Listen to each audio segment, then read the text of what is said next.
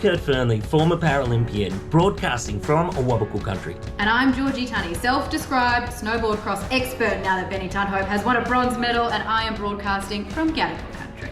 And on today's show, we're bringing you all the feels. Each and every feel, Kurt Georgie. Every single feel, it's happening. Especially when it's talking about Mitch Gourley towards the end of his career. I almost held it together a second ago, and I think that's only because I've run out of tears. And we're also talking to the two proudest people in Australia. Are you talking about you and me, Kurt? Not on this occasion. I'm talking about Ben Tudhope's mother and father. Yeah. And we talk through all of the excitement of his bronze medal race. That makes sense. That makes more sense. Georgie, what's your little ripper moment? For me, I could not go past today having a look at what is going on in the Paranordic events, namely the biathlon in both the women's division and the men's division, because I got to give a shout out. My You Little Ripper moment belongs to Team Ukraine. They picked up their second clean sweep of the medal podium, and then they picked up their third clean sweep of the medal podium in the women's middle distance, the men's middle distance, and with the men's middle distance in the biathlon, the para biathlon, they actually picked up a clean 5 is what I'm calling it. They finished the top 5 positions of that race. And when you think about what is happening for them in their home country right now, what is going on, the conflict, just being able to compartmentalize that somewhat and be able to achieve this at the highest level of Winter Paralympics is just beyond belief. I can't quite comprehend it. And it also has extra special meaning for me today because one of my friends is Ukrainian, and I got, when I was watching these events today, I got a message from her saying that she had made it to Poland with her daughter and their 2 cats, and so that she is safe. So it just a really, really special You Little Ripper moment for me today. Isn't it funny? It transcends sports for this period of time to see the Ukrainian athletes, especially all 3 positions on the podium, the being able to share the emotion with your teammates. It was just an incredible moment. My You Little Ripper moment is Kendall Gretsch. She won a Paralympic gold medal in the women's biathlon. You know, people might remember Kendall Gretsch from the triathlon race in Tokyo in 2020. It was a heartbreaking race for the Australian athlete, Lauren Parker, where she was beaten by an American by 1 foot at the end of an entire triathlon race. But Kendall came out and showed the grit that she has, and she would win by 8.7 seconds away from her fellow countryman, Oksana Masters. It was another great race, but also just showing the diverse skills, strength, courage of Kendall Gretsch. So that is my You Little Ripper moment. Very deserving, very deserving. And I'm just thinking back to that race with Lauren Parker now, and it's all I can think about. God, what an athlete Kendall Gretsch is. My God, she's amazing.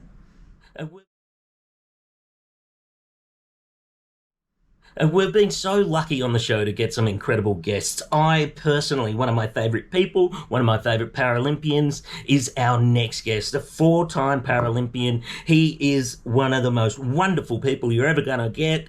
Mitch Gourley, welcome to You Little Ripper. Thanks, Kurt. Good to be here. May of 4th Games, veteran now.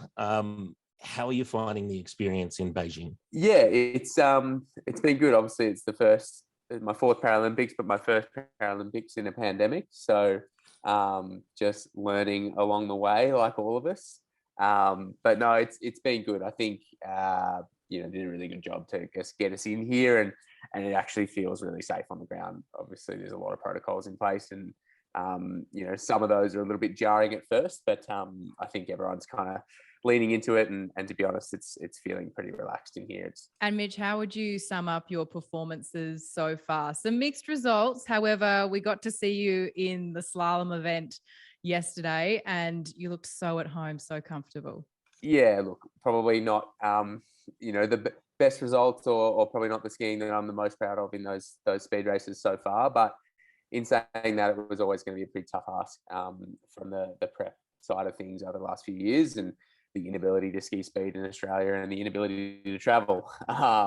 So I have to be realistic about that. And it's also not a great hill for me, which unfortunately seems to be what happens when we go to the Paralympics. But that's life, and that's the nature of this sport. So yeah, it was great to get on the slalom hill. The tech hill is really great, really good venue. And I'm excited to get on that for the GS, and yeah, nice to get some slalom turns on that hill under the belt, and actually my slalom's been pretty all over the place, so I'm reasonably happy with parts of yesterday's race. So your lead up to these games, mate, there seemed to be a lot of recognition of thanking people that have supported you. You had this real kind of vibe going into these games of gratitude and being able to reflect on your entire career now as a Paralympian.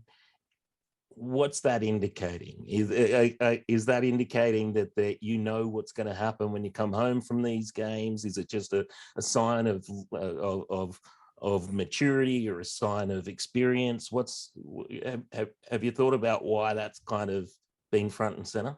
Yeah, that was sort of happened by accident, I guess. I was just trying to really reflect and soak in and enjoy what I knew to be my last, couple of weeks ski racing and training in Austria and in Europe, and doing that with Mel, who I've done that with for so long, and Ali, who's back on the coaching staff again, and things like that. I guess I was in familiar places,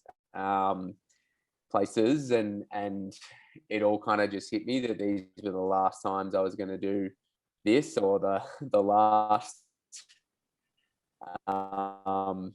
everything, right? The last strudel, the last Wiener Schnitzel, the last Tiroler Grüssel, the kind of weird Austrian food that we love and feeds us when we're ski racing, and maybe sounds a bit weird to everyone back home, but yeah, and then I was looking at old photos with old teammates and reflecting and talking to those guys, and yeah, I just started writing down, and then decided it would be a nice way to, I guess, reflect on that and share that loudly. Not that I normally do that, so it's pretty out of character, I guess, from that perspective, but it was just a really nice way to, I think, try and show and tell those people how much they've meant to me, and how much of an impact they've had.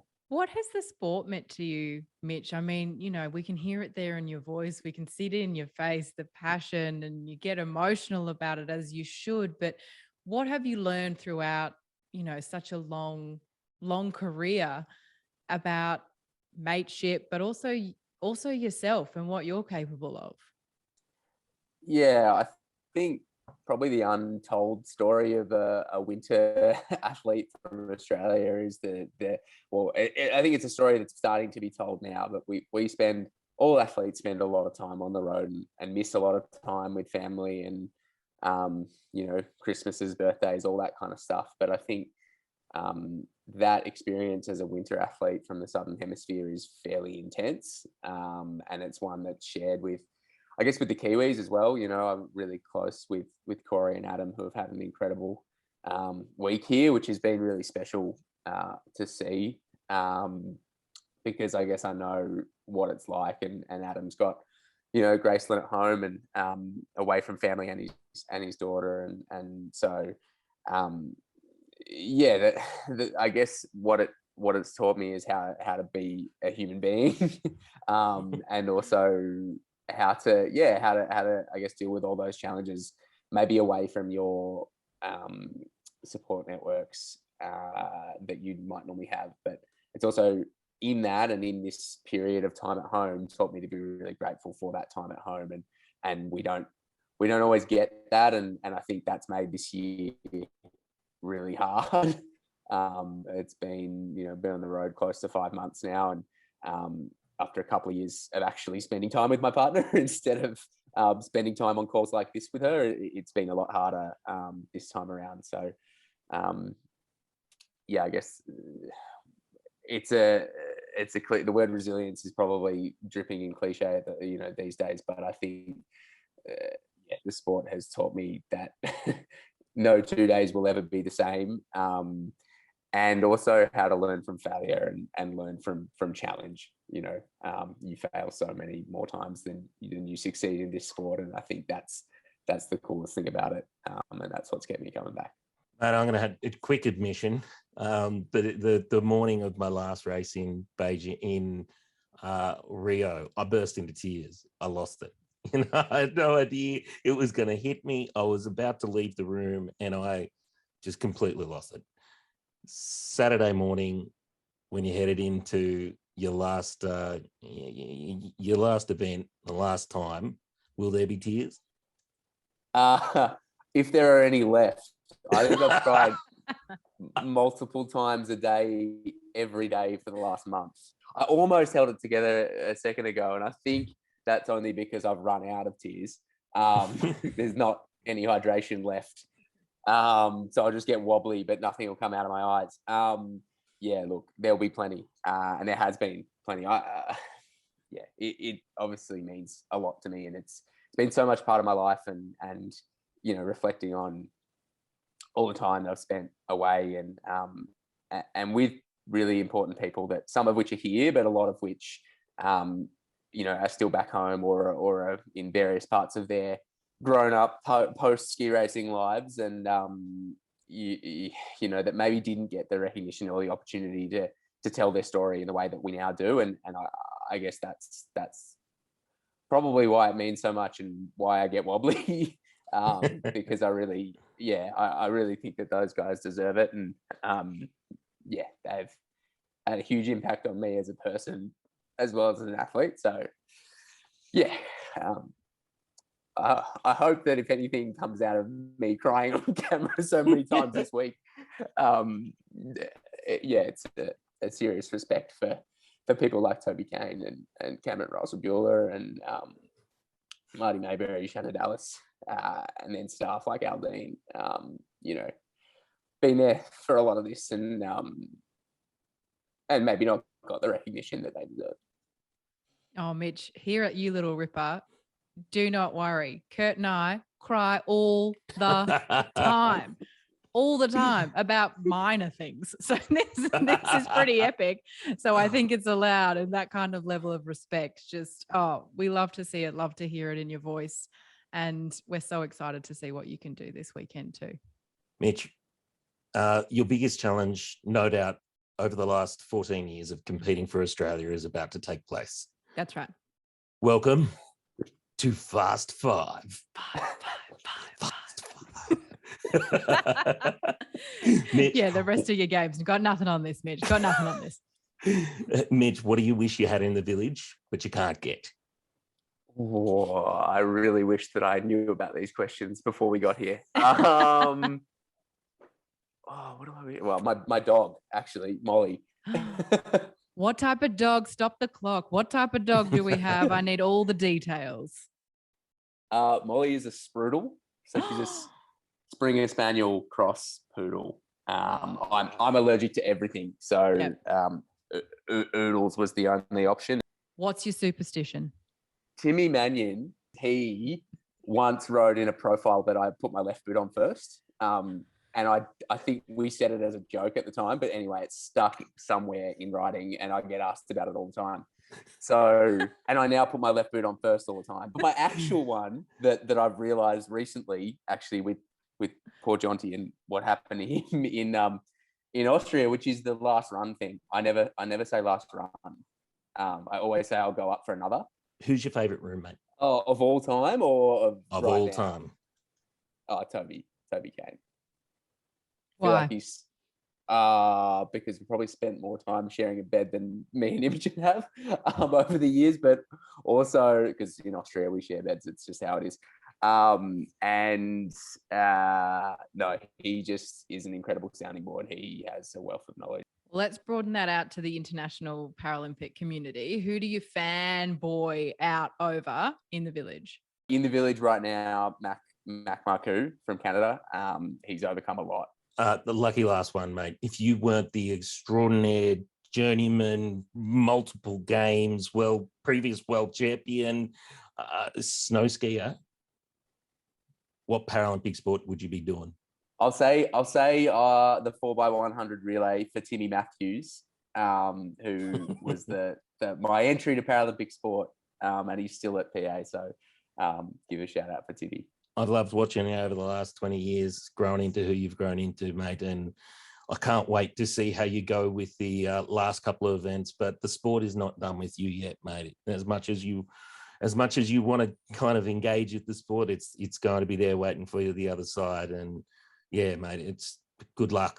Oh, Kurt, haven't we just been so lucky on this series of You Little Ripper to just have such honest and open conversations? Like we saw it with Sam Tate the other day, and now again with Mitch Gourley. What a bloody ripper representative for the Paralympic movement. Mate, just true, genuine people. I love to see the emotion in Mitch. Those final few days are really special. They seem hard in the moment, but they are equal parts hard and beautiful. So it was great to have a yarn before his last couple of events for the Paralympic career that we get to celebrate on the other side of this. And we have the absolute honour to have Ben's mum and dad join us. Andrew and Mel, welcome to You Little Ripper. Thank Kurt, you, Kurt. and thanks, Great Georgie. to see you. You know what? This morning I woke up to a video that was on Joanna Griggs's Instagram, her stories, and it showed the entire race. And, well, in particular, Mel, have you recovered? Because that looked intense. It's how I like to watch a race because there's so much emotion involved. So being so public yesterday, I nearly needed to just have a weekend workshop working through the publicness of watching Ben. And then Andrew kept on saying, you know, you've invited a few people. How many do you think will turn up? And I said, oh, I don't know, maybe 20 or 30. And I think there was literally 200 people in the room. What impact have you seen on Ben's life because of the Paralympic movement? Oh, wow. It makes Ben. He's grown with the sport, and I think that's one of the things that he really has enjoyed is to watch that development and being part of it. I think he mentioned in one of his interviews, when he first did this border cross event that he was in yesterday, it was just a time trial event. Just one person went down at a time, and then by the time it got to Pyeongchang, they had 2 competitors going down, and now not only is it 4 competitors, so it's a full race. They raced on pretty much the same course as the Olympics. It was just a slightly cut down version, a slightly shorter version of the Olympics. And in fact, I was talking to one of the Olympians yesterday at our function, and he said, I wish I had that start. It was so good. Well, guys, you say, you know, how much the Paralympics means to him. We can hear it there in the passion in your voices, let alone what we can see with Ben. So what was it like talking to him after he won bronze? What was that moment like? We had a good late night conversation with him because he's 3 hours behind us, and he had to go off to a little medal ceremony event. Medal ceremony, just a small thing. He had to run to be on this show, I think. That's probably that too. What was actually quite funny about that is he said, "Oh, Mum and Dad, I'm actually more nervous about the medal ceremony than I am the race. I've never been in one." So, and I spoke to him again today, and he said it was just massive. The stage was massive. Just the whole ceremony that goes with it was for him was mind-boggling. So I think he's actually, the experience he's had in the last 24 hours, I think is very new to him, and I think a lot will come out of that. I think he will grow from what he's been through. Kurt, I'm sure you understand what I'm talking about, but having been there, but yes, he was blown away with it, really. And I think the other thing is bronze right now in our family is gold. It's absolutely the most shiniest, beautiful color. And I think the dawning for Ben is the dream has come true. It's either Aussie gold or bronze gold or rose gold. Either one of those. It's that for us. Us here as well. It'll suit me. Well, that's what my final question is: who gets the medal? Yeah. Mum does. We don't have a pool room, but we've got something very close to it, a bookshelf with all my favorite things in the world, and that medal's going straight there. Thanks for joining us on You Little Yeah, Ripper. thank you so much. It's so special. Oh, no. Oh, how wonderful that we got to chat to Mel and Andrew, still on cloud bloody 9 after their son Ben won that amazing bronze medal. You know what I loved about that chat is when Mel was talking about how Ben now has a target on his back. But to have a target on your back, that means that you have to be inspiring the next generations who are chasing you. So it's such a wonderful moment really for him in his career. It's another day down for the Winter Paralympics, and you little ripper will be back again tomorrow. And remember, this is the most accessible podcast the Australian community has ever seen. Transcripts will be available and it will be translated into Auslan. Just search You Little Ripper on YouTube and these episodes will be there. I tell you what, Kurt, every episode is getting shorter and shorter because we're having so much fun. Like, it's just flying by. That's what it feels like. So we have to say, of course, a huge thank you to Toyota for making this podcast possible so Kurt and I can keep having all of this fun. They back our Paralympians, they support our Paralympians, they cheer them on, and we are so happy that we can be working with them, joint forces. Thank you for listening to You Little Ripper! Ripper, ripper, ripper, ripper. Ripper?